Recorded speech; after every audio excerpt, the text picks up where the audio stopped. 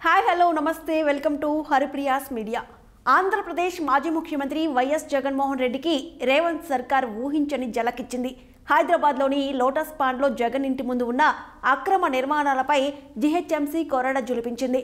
జగన్ ఇంటి ముందు ఉన్న అక్రమ నిర్మాణాలను ఒక్కొక్కటిగా అధికారులు కూల్చివేస్తున్నారు. గతంలో జగన్ భద్రత కోసం రోడ్డును ఆక్రమించి మరీ గదులను సిబ్బంది నిర్మించడం జరిగింది. రోడ్డును ఆక్రమించి నిర్మాణాలు చేపట్టడంతో జీహెచ్ఎంసీ టౌన్ ప్లానింగ్ అధికారులు తొలగిస్తున్నారు. రోడ్డును ఆక్రమించి నిర్మాణాలు చేపట్టడంతో వాహనదారులు తీవ్ర ఇబ్బందులు ఎదుర్కొంటున్నారు. ఈ విషయమై జీహెచ్ఎంసీ అధికారులకు సామాన్య ప్రజలు, వాహనదారులు ఫిర్యాదులు చేశారు. ఈ వరుస ఫిర్యాదులతో రంగంలోకి దిగిన అధికారులు కూల్చివేతలు ప్రారంభించారు. కాగా పోలీస్ బందోబస్తు మధ్య జగన్ ఇంటి ముందు నిర్మాణాలను అధికారులు కూల్చివేస్తున్నారు. ఇందుకు సంబంధించి మరింత సమాచారం తెలియాల్సి ఉంది.